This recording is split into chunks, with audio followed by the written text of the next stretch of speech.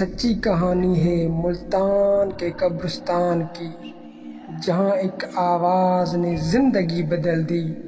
ایک پرانی مسجد، ایک تلاوت اور ایک سایہ جو رات کے اندھیرے میں چھپا تھا۔ کیا تم رات کو ایسے قبرستان کے قریب سے گزر سکتے ہو؟ ملتان کے ایک چھوٹے سے گاؤں میں زید نام کا لڑکا رہتا تھا۔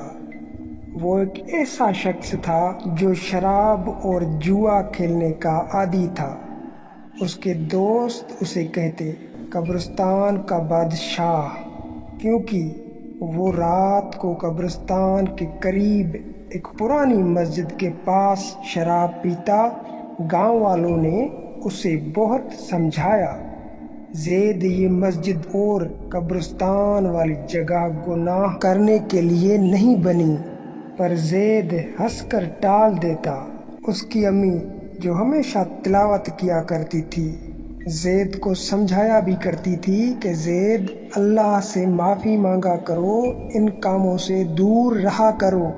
ایک رات زید کے دوستوں نے اس سے شرط لگائی کہ وہ قبرستان کے پاس مسجد میں اکیلا جائے اور ایک شراب کی بوتل لے آئے جو انہوں نے چھپا رکھی تھی۔ زید نے شرط مان لی، یہ سوچ کے کہ یہ تو بچوں کا کام ہے۔ رات کے 1:30 بجے زید قبرستان کے راستے مسجد کی طرف چل پڑا۔ اندھیرا اتنا تھا کہ اس کی ٹارچ بھی کام نہیں کر رہی تھی۔ مسجد کا دروازہ کھلا تھا اور اندر ایک ہلکی سی روشنی تھی۔ زید نے سوچا شاید کوئی مسجد کو بند کرنا بھول گیا ہے۔ وہ اندر گیا اور اس نے دیکھا ایک پرانا قرآن ممبر پہ پڑا ہوا تھا۔ اس نے بوتل ڈھونڈنا شروع کی، پر اچانک مسجد سے ایک تلاوت کی آواز گونجی، سورہ یاسین کی تلاوت کی آواز۔ زید ڈر گیا، اس نے ادھر ادھر دیکھا، کوئی نہیں۔ اس نے سوچا کوئی ریکارڈ کیا ہوا آواز ہے، پر جیسے ہی وہ باہر نکلنے لگا مسجد کا دروازہ اپنے آپ بند ہو گیا۔ دڑم!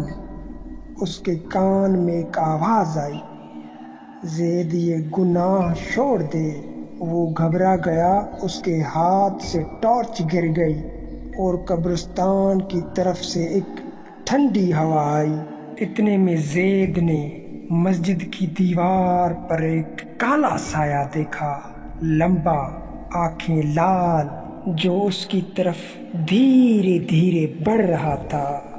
زید کے منہ سے چیخ نکل گئی، پر قبرستان اور مسجد میں کوئی سننے والا نہیں تھا۔ سایہ اس کے قریب آیا اور گونج کر بولا، تیرا وقت ختم ہے۔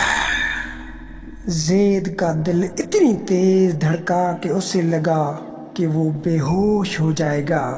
تبھی اسے اپنی امی کا دیا ہوا تعویذ یاد آیا۔ اس نے تعویذ کو چوما اور ہمت کر کے سورہ فلق پڑھنا شروع کر دیا۔ پہلی بار اس کے دل سے آواز نکلی اور تلاوت کے ساتھ وہ سایہ پیچھے ہٹنے لگا۔ زید نے سورہ ناس بھی پڑھی، پھر سایہ ایک زوردار چیخ کے ساتھ غائب ہو گیا اور مسجد کا دروازہ کھل گیا۔ زید مسجد کے اندر بیٹھ گیا اور صبح تک تلاوت کرتا رہا۔ صبح زید مسجد سے باہر نکلا تو اس کا چہرہ بدلا ہوا تھا۔ وہ گاؤں کے مولانا کے پاس گیا اور رو رو کر اپنے گناہ معاف کروائے۔ اس نے شراب اور جوا چھوڑ دیا، مسجد میں ہر رات تلاوت اور نماز کا حصہ بن گیا۔ گاؤں والوں نے اس کی توبہ دیکھی اور اسے مسجد کا نور بلانے لگے۔